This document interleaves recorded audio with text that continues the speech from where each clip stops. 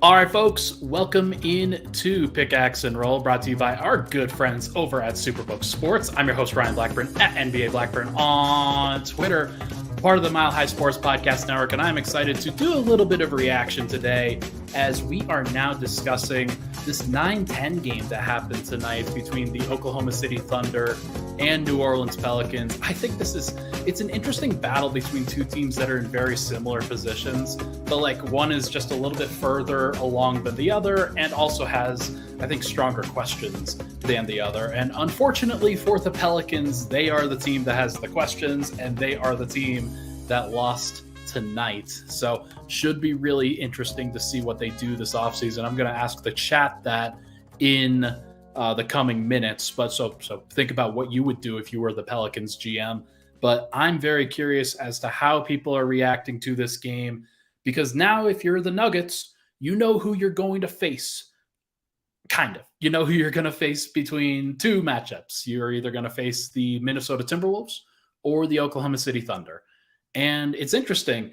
I think the Thunder are like, they give some strategic issues to Denver with the way that they space out and they run spread pick and roll. They put Jokic in a little bit of a tough position, but that involves having a small ball five that like has to be able to shoot.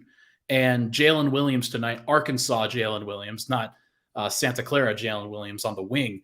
Arkansas Jalen Williams couldn't really throw a pea in the ocean from the perimeter tonight, so it's probably not as stressful as when they had Mike Muscala, but they traded him to the Boston Celtics, and he's not really playing for Boston right now. So really interesting to see this kind of become the situation for Denver, where they could either face the Thunder, who won tonight and I think looked really, really good and deserved that opportunity, or it's going to be the Minnesota Timberwolves, who kind of crumbled under the pressure in clutch time on the road in crypto arena, crypto.com arena, Staples Center, whatever you want to call it. When you're facing LeBron James and Anthony Davis and three separate referees and you're in a really hostile environment, I can understand why Minnesota crumbled a little bit, but it doesn't necessarily show great faith for their ability to do great things against the Nuggets. But in general, let's react to Thunder Pelicans first. Second segment, we're going to react to Nuggets practice today. I'm going to dispel some things about the Jamal Murray quote that I shared, about the question that I asked, which I'm sure a lot of people are super thrilled about. And then in the third segment, I'm going to ask the Nuggets chat just a few simple questions on how they view this team. And I think that should shape how everybody really views this championship run for Denver and what they're actually capable of. So first and foremost, let's react to the Thunder versus Pelicans. This is going to be a really, really interesting time for young teams like this, because the Thunder are that upstart team that doesn't have any pressure on them, that has been playing free, playing loose for the entire season. The Pelicans entered the year with expectations, and they didn't meet those expectations. They didn't meet those expectations in this game on their home floor either. I think a lot of people assumed that they'd be able to get through the Thunder with relative ease. But, I mean, you look at the box score, and it's not pretty if you are the Pelicans. Shai Gilgeous-Alexander had 32 points on 22 shots and looked great. Josh Giddey also was 11 of 22 and had 31 points himself, had 10 assists and 9 rebounds. Arkansas Jalen Williams had 8 and 8, which is pretty funny. But the key here was Lou Dort, who in his 36 minutes had 27 points on 14 shots and was just the absolute difference between the two teams, where you had two guys for the OKC Thunder that usually step up in Shai Gilgeous-Alexander and Josh Giddey. If it's not Josh Giddey, then it's Santa Clara Jalen Williams, and he didn't play as well today, but that is what it is. But Lou Dort was the guy who really stepped up, and for the Pelicans, like, you just didn't have another guy who stepped up next to Brandon Ingram in the way that they needed to. Herb Jones had 20 points, which is more than you would expect from him. Trey Murphy had 21, but they each did it on 16 shots. The efficiency wasn't quite there. Jonas Valanciunas, I thought, did pretty well, but he's only one guy. The real killer was CJ McCollum, who for like several times now in his career has now kind of fallen short. Various times that he did with the Blazers, various times now that he has done with the Pelicans. And this has kind of been CJ's defining trait as the not good enough second option for a team. It's why the loss of Zion Williamson was a really, really big deal. It's why the loss of if you're the Blazers, it's why when teams would hard double Damian Lillard and actually get some stops there and force CJ McCollum to beat them, it's why most teams were able to win doing that strategy. Denver, back in 2019, lost famously to CJ McCollum, who really stepped up in that regard and had 37 points on Denver's home floor. But that was when Denver was super young. They weren't quite good enough at that point to really be ahead of it. I don't think that the Pelicans are going to be anything crazy while CJ McCollum is on their payroll. Like, they have to be more than him. They have to be more than Brandon Ingram. I think that they're going to try to shake it up. It would not surprise me if they decided to trade Zion Williamson, because that would be crazy. Like it would be crazy. But I mean, this is 2 straight years now that if you're the Pelicans, Zion hasn't been out on the court. And that's a really important factor if you are a team and you are investing in a player to be your franchise. And let's face it, they didn't want Brandon Ingram to be their franchise player. They've always wanted Zion Williamson to be that guy. And he has been that guy when healthy. There's no doubt about it. They're a good team, and he's a great player when healthy. And I just realized that this light is not up there. There we go. But like, they're going to need more. They're going to need more from their team. I'm very curious to see the direction that they go. I really like Trey Murphy. I really like Herb Jones. You probably can't start both of those guys unless you have 2 dynamic superstars with the ball in their hands. And Zion was supposed to be that guy. Brandon Ingram was supposed to be that guy, but it's hard to start. You can't really start Brandon Ingram, CJ McCollum, Zion Williamson, Trey Murphy, and Herb Jones. Like, you can only start 4 of those guys. So they're going to have to shift some things around. And I like Trey Murphy. I think that he should be in their lineup going forward. I like Herb Jones, obviously, but that team's done. That's going to be a really, really fascinating thing for the Pelicans. But the good news for them is that, like, they've got so many draft picks. They've got so many assets. I think they've got a Lakers pick coming their way that, like, it's going to be okay for them. They're going to be just fine as long as they get healthy and get out from under some of the bad karma that's been going their way. But should be fascinating. With the Thunder, just kind of going back to this, Shea's obviously fantastic. Josh Giddey's obviously fantastic. Having several players that can handle the ball and do a whole bunch of different things with it, create offense for others, create offense for yourselves, take advantage of mismatches. There's no doubt that if you have a mismatch on that side of the floor, then the Thunder are going to seek it out. They're going to try to get Shea on that guy. They're going to try to get not necessarily Josh Giddey, but there's going to be natural opportunities for a guy like Josh Giddey, who he had CJ McCollum defending him a lot of the night, because they have to, if they have CJ McCollum out there, if they have a weak defender out there, it's likely going to go on Josh Giddey as opposed to Shea. And like Dort's still, like, he's going to have a weak defender on him as well, but it's just going to be really interesting to find out. Like, I think that if Denver does face this team, then they are going to probably give up a lot of baskets. Like, I don't think that that's a series where Denver's defense looks great, but it might. It very well might. I do think that they're going to try to put Jokic in a really tough position guarding as much as they possibly can. They will try to put him on an island. They'll try to get him switched out onto various guards. But the one thing about the Thunder is that shooting has really defined how good they can be. Biggest problem that the Pelicans had today was that they lost the math game. OKC only turned the ball over 7 times, despite the fact that they have so many dribble drive guys, that they have so many players that are young, that are inexperienced, that are still learning how to do things. But the fact that they only turned it over 7 times is a really, really strong indication of how well coached they are and of how good they are at limiting mistakes. They are not going to beat themselves. They may not be talented enough.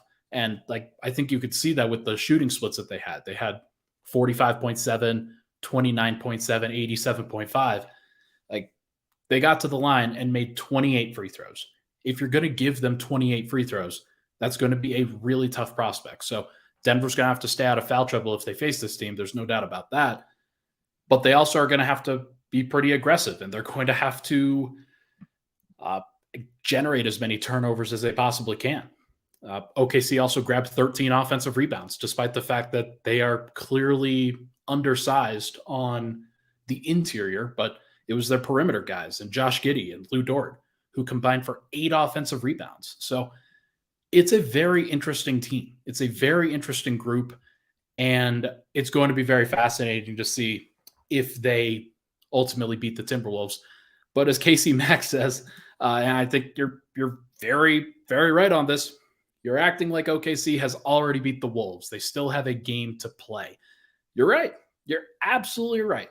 And the T-Wolves don't exactly feel great. Doesn't exactly feel great what they have done. That's going to be such a fascinating matchup, right? Like on Friday, I'm looking forward to it a lot. T-Wolves going to host the Pelicans, or not the Pelicans. Oh, I edited it incorrectly. Crap. We're going to edit this back. It's going to be fine. T-Wolves are going to host the Thunder. There you go. YouTube audience, Spreaker and the Apple side, they have no idea what's going on. But T-Wolves will host the Thunder in a battle for the 8th seed on Friday night. And I'm very curious to see what that matchup looks like, because if you just take the starting lineups, like obviously Jaden McDaniels isn't out there, but if you just take the starting lineup that the T-Wolves should theoretically have between Mike Conley, Anthony Edwards, Kyle Anderson at 6'9", Karl Towns at like 7 foot, and Rudy Gobert at like 7'1". Like, that's a really interesting group. It's a massive, huge physical group. And then you have the Thunder, who have a lot of big guards. Like, I think Lou Dort is their shortest guy at 6'3", 6'4"-ish, but he's built like a Mack truck. And then Shea is 6'6", Josh Giddey's 6'7", Jalen Williams is 6'6", and they start the other Jalen Williams, big Jalen Williams, who's like 6'9", 6'10", but pretty skinny. So they're going to be bigger on the perimeter, like at the guard spots, with Shea going up against Mike Conley. That's not actually going to be the matchup. I would guess that Mike Conley guards Lou Dort, but that's also not great if you are the T-Wolves, because anytime that Lou Dort really crashes the glass, Mike Conley is going to have a hard time boxing him out, and like that's going to be a pretty physical time for him. So Anthony Edwards will probably guard Shea.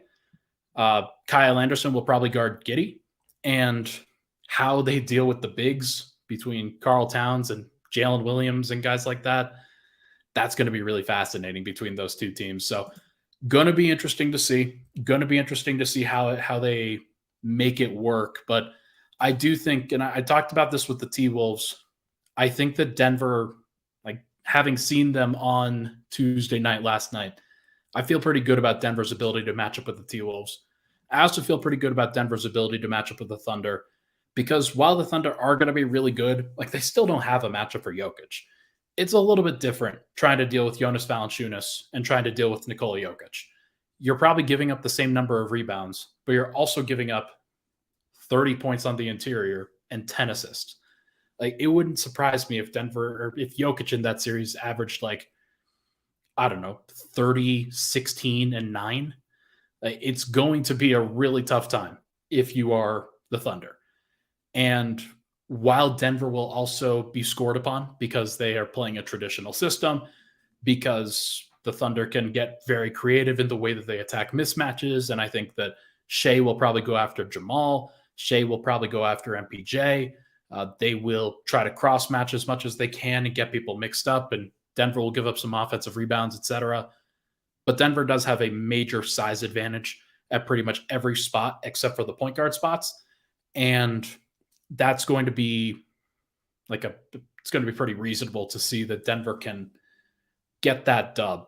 Like, I think that they will win Jokic's minutes by a lot, because one of the things that the Thunder do is they try to confuse those bigs that are trying to punish them for their lack of size. Jokic, for all of the, like, sometimes he'll lack aggression at various moments. He makes up for it in being able to understand exactly what an opposing team does. And he will do that over the course of a series. He will see every single thing that the Thunder try to throw at him, and he'll figure it out. Denver will get a bunch of open shots out of it. I just don't see this being a troublesome matchup for Denver. Yes, the Thunder will find ways to score on them, but Denver is going to score at will against that team. Going to be really interesting. Going to be really fascinating to see, but we will see what ultimately happens with that game on Friday night. I could see it being the T-Wolves who face the Nuggets. I could see it being the Thunder who face the Nuggets. It just, like, the T-Wolves were a team that didn't rise to the pressure in that moment against the Lakers. The Thunder did. They rose to that pressure. And seeing them be able to do that, really, really interesting, really, really fascinating. And I just think that Shea's probably the best player in that series. Like, in between those two teams, Towns does some great things and has gone off against the Thunder before. So I don't want to just like say that he can't do it. But I think I have more faith in Shea's ability to do it than I do Karl Towns. But we'll see. We will see what it looks like. But for now, let's take a break. When we come back, we are going to go over Nuggets practice from today. Should be fun. But first, this podcast, as you know, is brought to you by our good friends over at Superbook Sports. As you know, baseball is back. The Rockies aren't doing quite well just yet, but they had some good moments, and you should definitely try to check out the baseball side of things. And you can bet on baseball with Superbook Sports by making a count this spring. Superbook Sports is the best wagering app around, with a direct line to experienced bookmakers behind the counter in Las Vegas. Plus, get a $250 bonus when you sign up, deposit, and wager in the same day. Don't let the spring pass you by without winning money with Superbook Sports. Visit superbook.com for terms and conditions. Gambling problem, call 1-800-522-4700. We'll be right back on Pickaxe and Roll.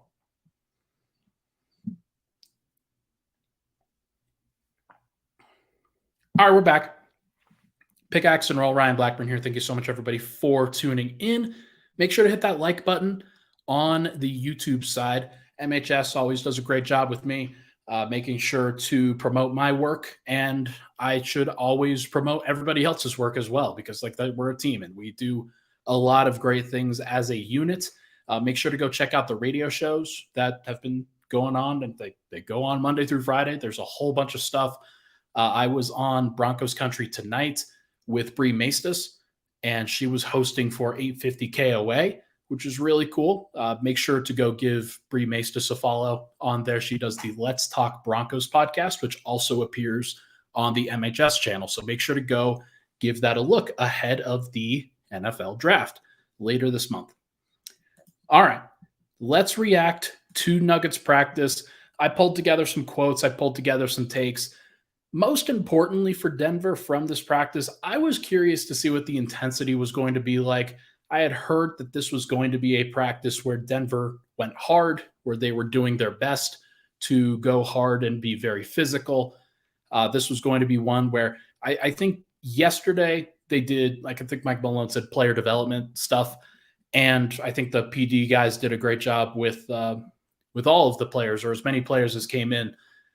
But this one was going to be about going live. This one was going to be about 5-on-5, getting up and down, getting physically and mentally prepared for the playoffs. And it's really interesting to see Denver do that on this Wednesday.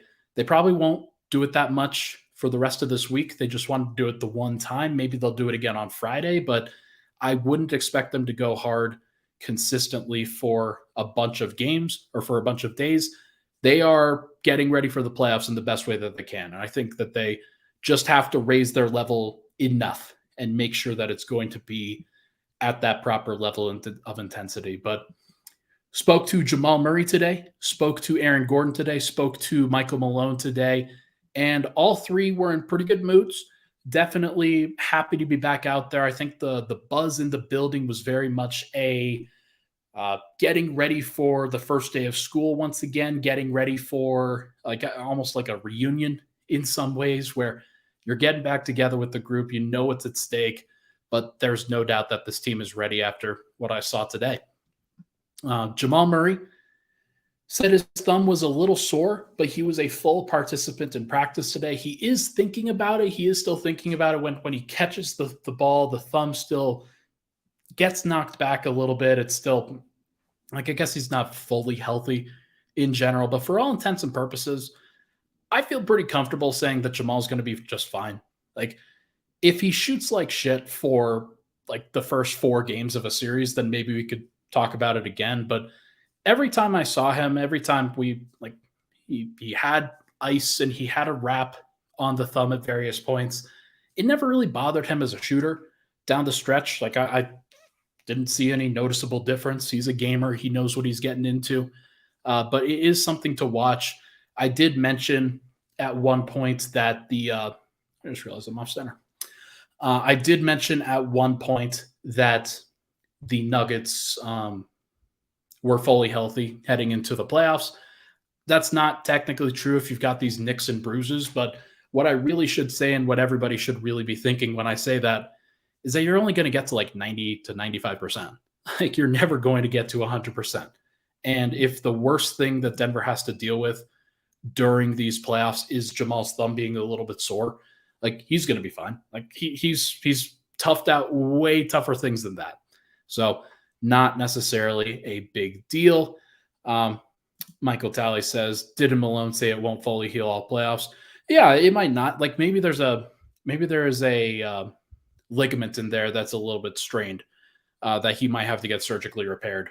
But that, to me, like, I do kind of brush that off. Like, and I know people are going to be like, why do you brush that off? But in general, Jamal's going to play through like a wartime injury. Like, he's not going to miss these playoffs. That feels pretty reasonable. Jamal Murray, on if there's pressure to being the 1 seed, he said, no, it's a blessing. We've been working hard for it. It's not pressure. It's what we've been working for. And this was kind of a common theme where there's been a lot of people that have picked against the Nuggets throughout these playoffs, that they're not the favorite.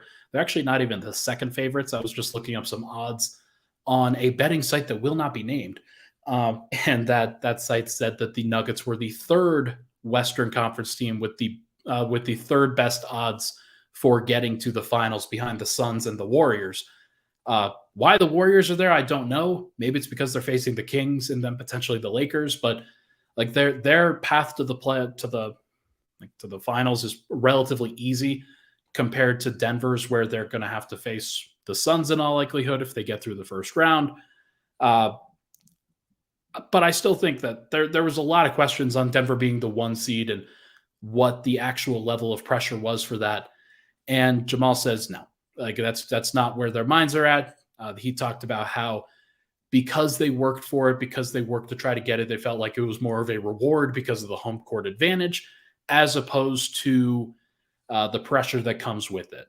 You'd rather be a higher seed than a lower seed, because Denver and the way that they kind of cater to their own home court advantage, I do think that it matters.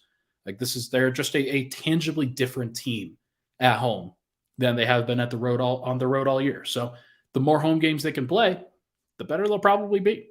So, and this is the quote that I didn't actually share. I shared a abbreviated quote when I asked him about this being, like, today being the 2-year anniversary.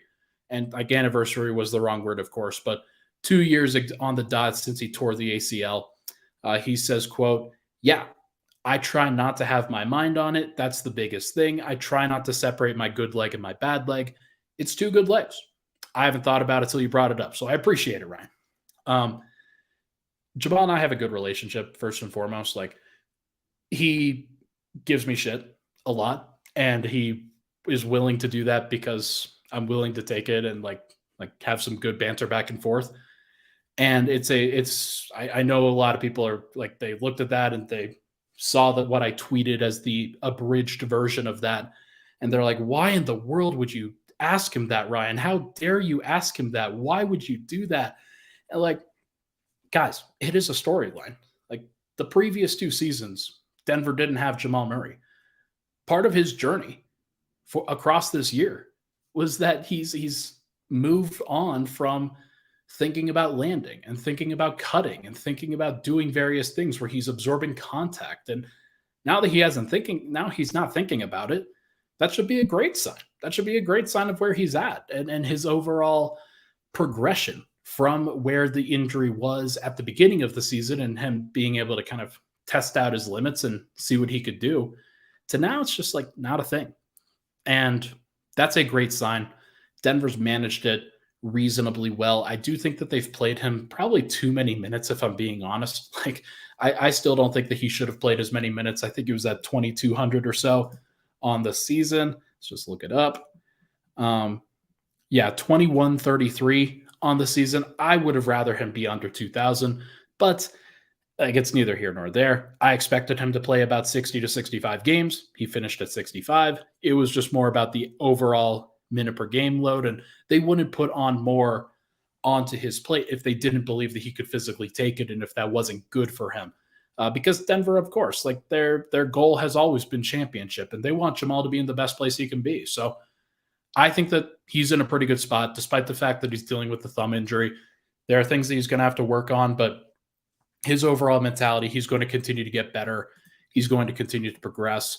There is no doubt in my mind that he will continue to show more. All right. Aaron Gordon. Aaron Gordon called this practice like an early season or training camp practice.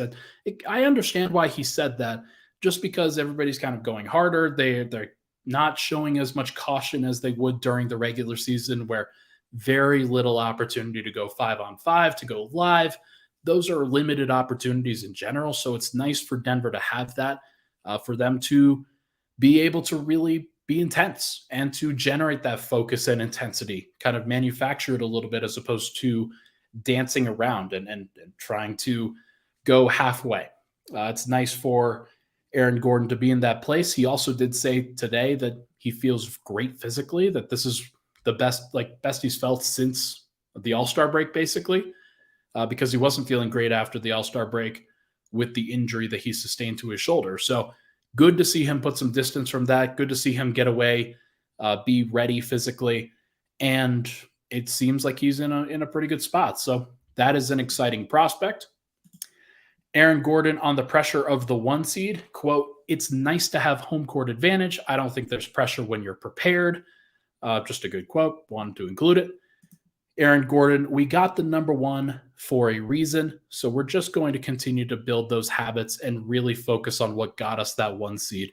This was in response to a question from Jenna, just on what Denver was going to do and why it was so important for them to get the 1 seed. And like, are they because there was a lot of talk about the 1 seed being a lot of pressure and not necessarily being a guarantee for success. But for Aaron, it's more about, hey, do what got you there. And for him, it's got to be being physical. It's got to be being intense, being aggressive, and playing off of the big fella, as he likes to call Yoke. And then, quote from Aaron Gordon, once again, "We've set ourselves up for a beautiful opportunity and a chance to win a championship." I thought that was an interesting one, just because it was like, this is kind of out of context from like what the expectations are, what the actual goals should be. And like, he likes where Denver is at. He likes where Denver is at because of the 1 seed. They'll have home court through the Western Conference playoffs, and we'll see what happens in the NBA Finals if they're able to even get there. But it is a really cool thing. I think the team is starting to buy in. I think the team is now really locking into, it is go time. It is focus time. This is the time where you really have to become the best versions of yourselves. And for Denver, a lot of this was just about getting through the regular season. And now they're in a pretty good place. Anto says, "Denver's done the best they can all season to avoid distraction from outside media forces. Salute." Yeah, there's a lot of good quotes on that. I think there's a lot of people who have tried to tear down Denver, have tried to tear down Jokic throughout the season. And even if it's like me, even if as somebody like me who I have various opinions on what Denver should be doing and how they should be operating. And the team doesn't always like that. But it's just an outside opinion to them. They're not going to focus on what I think. They're not going to focus on what anybody else outside of the organization thinks, even like like notable people from all around the interwebs and the basketball world. They are very much focused on being the best possible team that they can be. And then Michael Malone, on the team dinner last night, Michael Malone said that this was a night to celebrate the regular season, ... First number one seed in franchise history, only team in the Western Conference to make the playoffs 5 years in a row, ... I think before you look forward, you should reflect on what we did and what we accomplished. And sorry, this is taking a little bit of time to get across the screen. What we accomplished, and take some joy in that. This was basically like how Denver approached the team dinner last night. It was a talking point that Denver, like we knew that this was going to happen for the Nuggets last Sunday. We knew that this was going to be something that they consistently did and that they wanted to accomplish. Didn't really know what the purpose was going to be, but it was cool to see them celebrate this because it was a thing that they had never done before in getting the one seed for the first time in the franchise history. This was something that Denver should be able to celebrate, that people should be willing to take pride in. And it's funny, you'll get two schools of thought on that. There will be some folks that'll be like, yeah, it is cool that Denver celebrated that success. That is great. And then you'll get some people that are like, why is Denver celebrating their regular season success? Everybody knows that the only validation you can get is from the playoffs. It's not actually true, especially if that's not what you believe. So that's very, very important for Denver, is that if they're not going to listen to the outside noise, they should build their own foundations here. And it is nice to see them, I think, take a healthy perspective on it, as opposed to just very much heavily focusing on the playoff validation. But they know that the playoffs are the ultimate goal. And Michael Malone also said that too. I'll get to that quote in just a second, but this is another Michael Malone quote. Quote, "We focused on us today, ... Today was all about us. We played live, we competed, the energy was great, and I think our guys understand we have a chance to do something special." So it's not like they're shying away from all of these potential things. Like, they know how good they can be. They also are just trying to keep things in perspective, which is a good, healthy way to do it. And the final quote from Michael Malone that I really liked. The pressure and he was talking about the pressure that he's hearing from outside forces, from the TV, from pundits, from everybody else. The pressure that I have is the pressure that I put on myself. You will never put any pressure on me. This is my job. This is my livelihood. I love my job, and we as an organization put pressure on ourselves to win a championship. That's what motivates us. And I think that sometimes when Malone is as intense as he is, when he's as focused on the nitty-gritty, people often forget that he is still a very big picture guy, that he knows what the ultimate goal is. He knows that the team is continuing to work towards that goal. And I'm sure that he can step back and say, yeah, I probably overreacted in the Houston game when Denver didn't play that well, and then he called the team soft. Probably overreacted, probably shouldn't have said that. And I'm sure that if he could take it back, he probably would. But he's also a guy that he tries to play both sides of that fence, where he'll take the long view, but he'll also know that if you're not going to accomplish all the things that you want in the long-term picture, if you don't focus on the steps to get there either. So his ability to motivate the players during the regular season, he probably could have done an even better job of that this year, because I do think that there was a little bit of a deaf ear that was turned on some of his words, where he's just pleading and hoping that the team provides some level of defensive effort for any bit of the months of March and April. And there were a couple times where they did in big matchups. But on the day-to-day where you're trying to match up with the San Antonio Spurs and Houston Rockets, I can understand that the Nuggets are probably not going to really care about that particular matchup. So It's going to be interesting to see what happens with Malone. If Denver does end up winning a title, he should obviously be back. If they go to the finals, I think he should probably still be back. If they only go to the conference finals and lose in the conference finals, then that's going to be interesting. Like, that's going to be something that going to have to go through. And if you're losing to the Warriors in the conference finals, but you've gotten through the Suns, then I don't know. Losing to the Warriors for the second straight year would be tough, because that would mean that you didn't really make enough adjustments and didn't have enough this time around when the plan actually came into effect. But as always, this is all contextual. This is all based off of what actually happens. And we don't know what's happened yet. It might be that Jokic rolls an ankle in game 5 of an important series, knock on wood. And if that were to happen, are you going to blame Malone for not being able to get the team through it when Jokic goes out? I'm not. I'm just not. The team is entirely built around Jokic, and the Nuggets have done a great job of building around Jokic. And if Jokic isn't there, it's going to be tough. But if things go relatively well and Denver still loses, that's a little bit tougher. So we're going to have to see. We are going to have to see what ultimately happens. But in general, Nuggets practice today, lots of good stuff. Lots of good quotes to come out of it. It seems like the Nuggets are in a pretty good place as a team. They've approached this really well. They will now do a kind of a skeleton scout of the Thunder and the Timberwolves based off of who they think is going to actually be there. They'll go through each of their sets. They'll basically have 2 different game plans, and then they'll choose the game plan against the team that they actually face in the playoffs. So should be fascinating. But in the end, let's take a break now. When we come back, we are going to answer 3 separate questions. The chat is going to answer 3 separate questions on Denver's abilities in the playoffs. We'll be right back.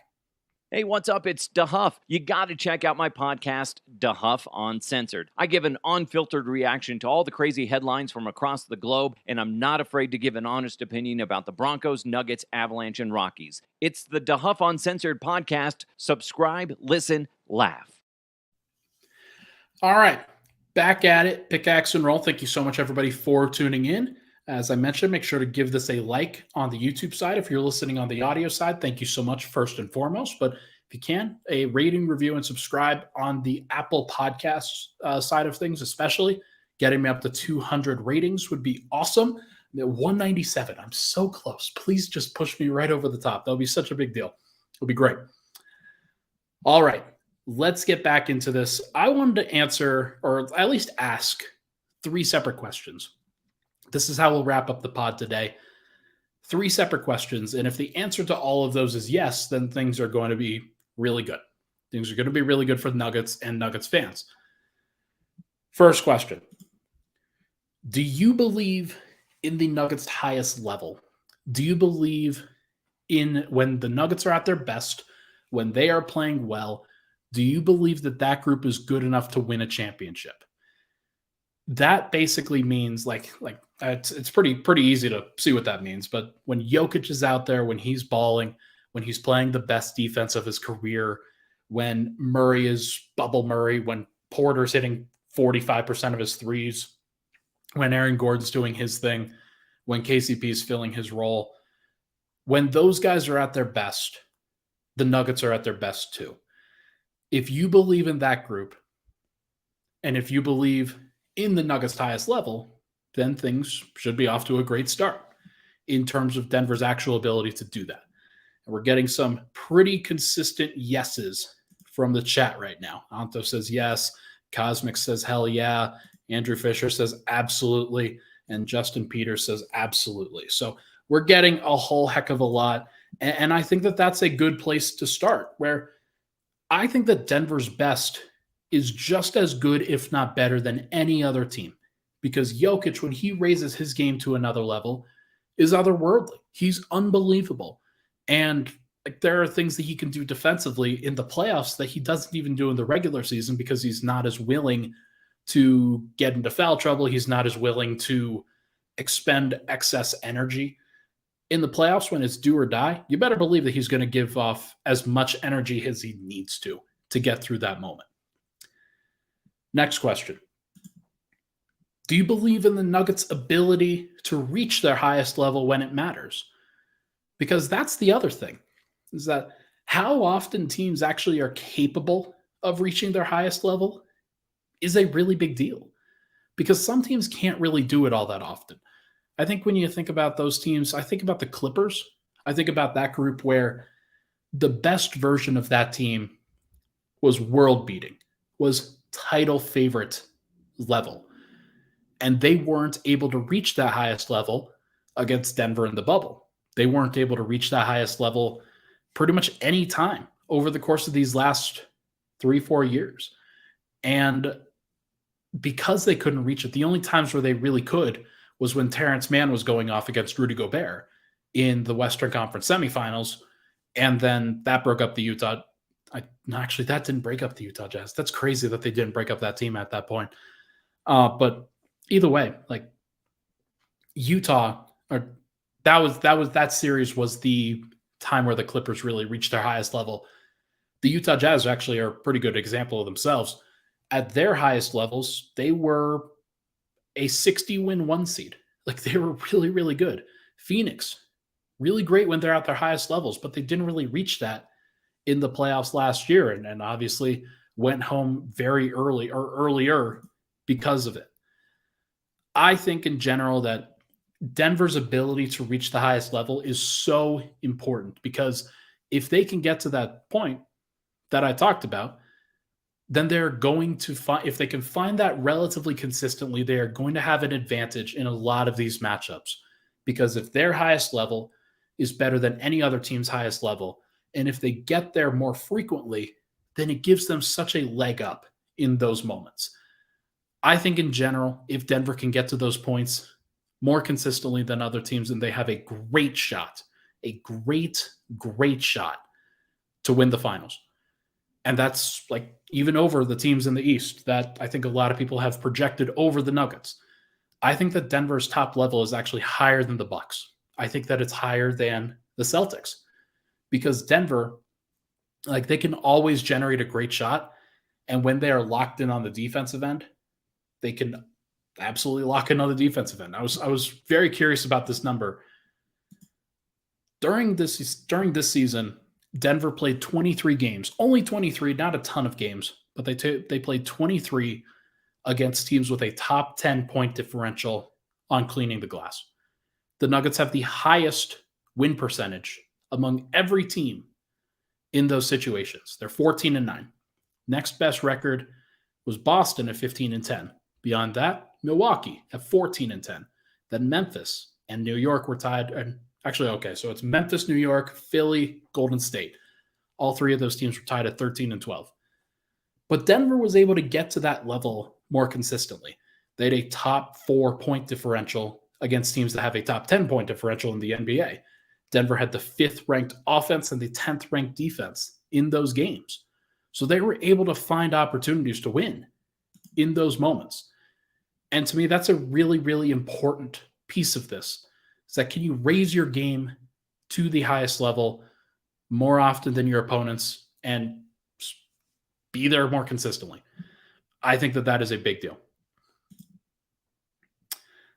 Finally, do you believe in the Nuggets' ability to survive in the games when they don't reach their highest level? When Denver isn't as locked in defensively, when Denver isn't getting as many great shots, when Jokic isn't otherworldly, when Murray is a little bit slower, does Denver have enough ability to survive in those games? When they play a C-plus game against a good team, they're usually not good enough. They've had these moments. They had a moment early on in the season against Boston where they didn't show up and they weren't good enough against the Celtics then. Against Philly, I thought they played an A-plus game for 2.5 quarters. And then the tide flipped and they couldn't recover it. And they actually ended up playing like a B-minus C-plus game in that game. Still probably should have won it, if we're being honest, but Denver wasn't able to sustain at the highest level. There are other examples of that. There are other examples of when Denver doesn't play their best, they lose. There are some examples where when they don't play their best, they win. Like there are some times where they don't have to be perfect in order to be great.